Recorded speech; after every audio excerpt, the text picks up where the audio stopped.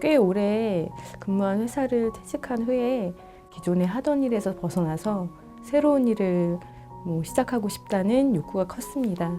보육교사 자격증은 관련 지식과 정보가 전혀 없는 상태였고 타인의 권유에 의해서 시작한 비자발적인 동기가 강했다면 반면에 사회복지사 자격증은 보육교사 자격증 취득 후에 어느 정도 그 다져진 지식 기반을 바탕으로 해서 자발적인 계기가 되었던 것 같습니다.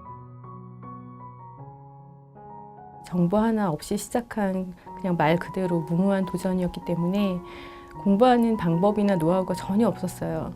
보육교사 과정 학습 초기에는 전혀 모르던 분야의 공부라서 성적도 별로 좋지 않았어요. 그런데 이제 학습을 반복하다 보니까 나만의 노하우가 쌓이더라고요. 우선 학습 시작 전에 그 전주에 각 차시에 해당하는 교환을 정독했어요. 그 다음 학습 진행을 했고 수업에 집중했습니다. 그렇게 공부하다 보니까 각기 다른 교수님들의 수업 방식을 발견할 수 있었고 거기에 적응하게 되었어요. 진행 버튼만 눌러놓고 수업을 듣지 않는다면 전혀 알 수 없는 거고요. PDF 파일에 메모 기능이었어요. 그 기능에 저한테는 신의 한 수였는데 진행 중인 수업을 일시 정지해가면서 메모에 교수님들의 부연 설명을 기록하고 다시금 복습하는 차원으로 그 학습 진행에 임했습니다. 이런 방식으로 시험에 대비했고요. 덕분에 별도의 시간을 따로 투자하진 않고 공부 시간을 절약할 수 있었어요. 저는 시험에는 비교적 간단히 대비했지만 토론이나 과제에 있어서는 신경을 꽤 많이 썼는데요. 그건 워낙 평소 글쓰기를 좋아하고 관심과 흥미가 많다 보니까 자연스럽게 이어진 결과였고요. 돌이켜보니까 꽤 열심히 공부를 했던 것 같으네요.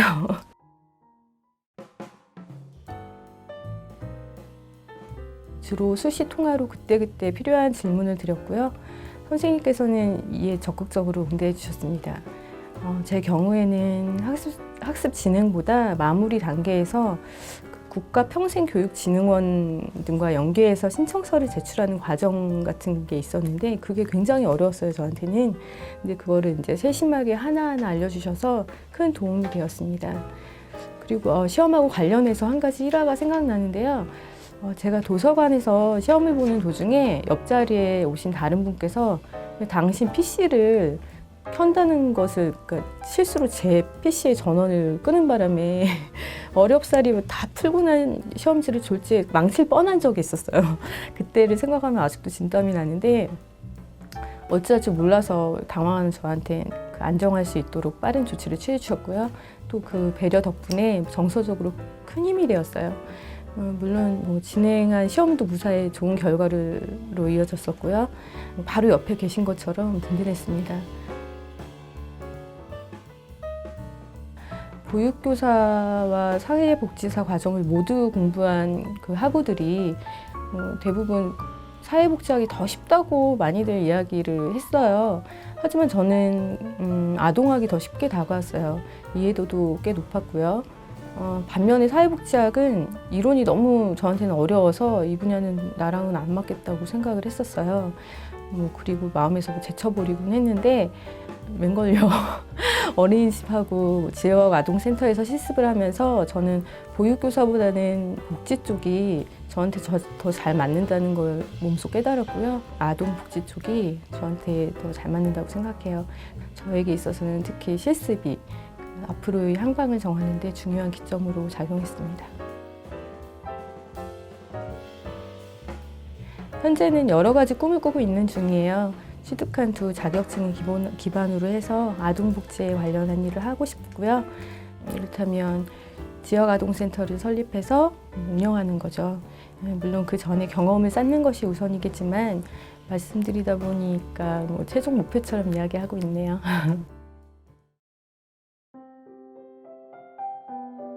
현재도 고민 중인 수많은 예비학습자들이 계실 것 같아서 정말 안타까운 심정이에요. 저도 그중 한 명이었기 때문에 그 마음을 너무 잘 이해하고 있고요. 저는 이 공부를 한 것을 후회하기는커녕 진작 더 일찍 시작하지 않은 거를 스스로 책망하는 중인데요. 아동학을 공부하면서 가족이나 가까운 지인에게 잘못했던 부분이나 제 스스로를 반성했고요. 무엇보다 저는 제 어머니를 향한 사랑을 깨닫고 어떻게 그 사랑을 실천해야 하는지 체득하고 있는 중이에요.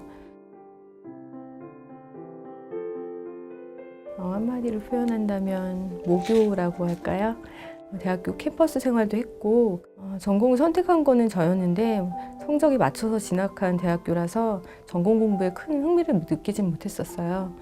우리나라 대학교들의 커리큘럼이나 학습 시스템이 저와는 맞지 않았다는 것을 원격 수업을 통해서 깨달았고요.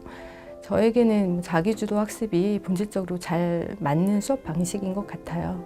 수많은 원격 평생교육원들이 존재하고 있고 여러분은 다양한 선택을 하실 기회를 갖고 계세요.